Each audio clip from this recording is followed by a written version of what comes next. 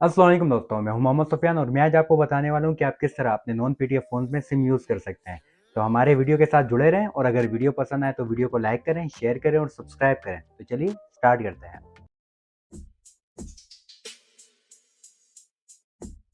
तो सबसे पहले अगर बात की जाए पीटीए-टेक्स की, तो पीटीए-टेक्स की अगर बात की जाए तो वक्त के साथ-साथ वो इतना कॉस्टली हो चुके हैं कि वो अब रेंज के बिल्कुल बाहर ही हो गया है। मतलब वो अब कोई सेंस ही नहीं बनाता अगर आप अपने फ़ोन को पीटी अप्रूव करते हैं। मतलब मैं आपको एक मिसाल देता हूँ कि इस वक़्त मैं आईफ़ोन 12 प्रो यूज़ कर रहा हूँ और अगर इसके आज के दिन के अगर टैक्स की बात की जाए तो ये तकरीबन कोई 1.3 1.4 लाख के आस-पास है।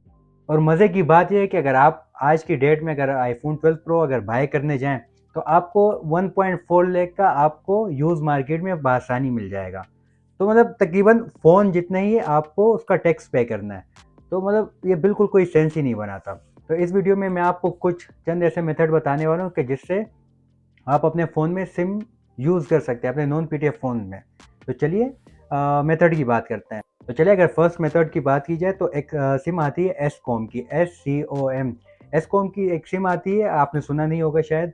तो ये एसकॉम जो बेसिकली सिम है, ये नॉर्दर्न एरियाज़ की सिम है। मतलब ये गिलगित-बल्तिस्तान, आज़ाद कश्मीर की तरफ से ये सिम यूज़ की जाती है और मुझे नहीं पता कि ये पूरे पाकिस्तान में किस तरह ऑपरेट कर रही हैं।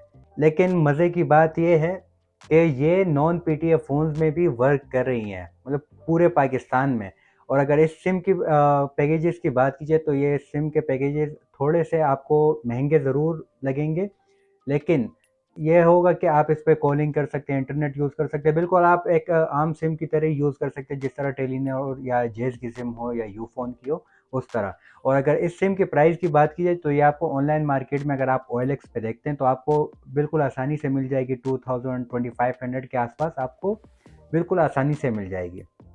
तो चलिए हम बात करते हैं आईफ़ोन्स की। तो अगर आईफ़ोन्स की बात की जाए तो आईफ़ोन में सिम यूज़ करने के लिए बेसिकली 3 मेथड होते हैं।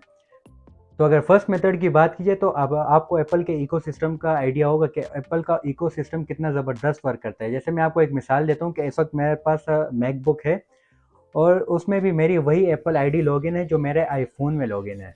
तो बाज़ औक़ात ये होता है कि मेरा फ़ोन चार्जिंग पे लगा होता है या मुझसे दूर होता है और मैं अपने मैकबुक में काम कर रहा होता हूँ, तो मुझे जो कॉल मेरे आईफ़ोन में आ रही होती है वही कॉल मैं मेरे मैकबुक में भी आती है। तो मतलब मैं वो कॉल अपने मैकबुक पे रिसीव कर सकता हूँ। तो इसी तरह अगर आपके पास आईफ़ोन 13 प्रो है, 14 है, 11 है या एक्स वाई ज़ेड कोई भी आईफ़ोन है जो नॉन पीटी है, तो आप एक काम कर सकते हैं, आप अपने लिए एक छोटा एक ओल्ड आईफ़ोन बाय कर सकते हैं। मतलब एक मिसाल आईफ़ोन 5, 6, 7, 8 तक जो आप इज़ीली परचेज़ कर सकते हैं।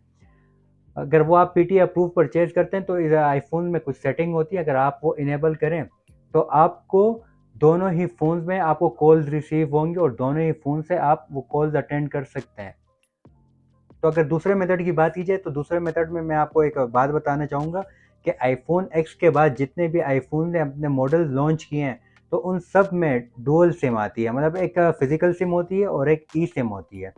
तो ई सिम का ये है कि पीटीए की एक पॉलिसी है कि आप अगर नॉन पीटीए फ़ोन बाय करते हैं, तो आप 2 मंथ्स तक अपने फ़ोन में सिम यूज़ कर सकते हैं। तो काफ़ी सारे भाइयों को ये नहीं पता होगा कि उन्हें ये लगता है कि आप अगर 2 मंथ सिम यूज़ कर लेते हैं, जो आपकी ई सिम है तो आप उसमें सिम यूज़ नहीं कर सकते। लेकिन मैं आपको एक बात बताता चलूँ कि आप अगर फ़िज़िकल सिम यूज़ कर भी लेते हैं 2 महीने, तो आप 2 महीने और भी ई सिम यूज़ कर सकते हैं। और अगर ई सिम की बात कीजिए तो इस वक्त पाकिस्तान में जितना मेरे इल्म में है तो दो ऑपरेटर ऐसे हैं जो आपको ई सिम प्रोवाइड कर रहे हैं, एक जेज़ और एक यूफोन। तो आप ये 4 मंथ तक सिम यूज़ कर सकते हैं। लेकिन ये एक टेम्परेरी सोल्यूशन है, आप 4 मंथ के बाद फिर वो आपको जो है ना इशू आएगा। तो अगर थर्ड मेथड की बात की जाए तो मैंने आपको पहले बताया कि आईफ़ोन एक्स तक ये होता था कि सिंगल सिम आती थी। तो काफ़ी सारे मतलब सैमसंग के फ़ोन, ओप्पो के फ़ोन वो डुअल सिम प्रोवाइड करते थे। लेकिन आईफ़ोन यूज़र के लिए दिक्कत ये होती थी कि वो उसमें सिंगल सिम हुआ करती। तो उस टाइम आईफ़ोन यूज़र के लिए एक डिवाइस लॉन्च की गई आईकेओएस। अगर आईकेओएस की बात कीजिए तो वो उस time as a dual SIM वो आपके फ़ोन के साथ कनेक्ट हो जाता था और आप वो एज़ अ डुअल सिम अपना वो यूज़ कर सकते थे। तो जहाँ तक इसके अगर पीटीए टैक्स की बात की जाए तो ये इसका पीटीए टैक्स कोई 5 टू 6000 के आसपास है।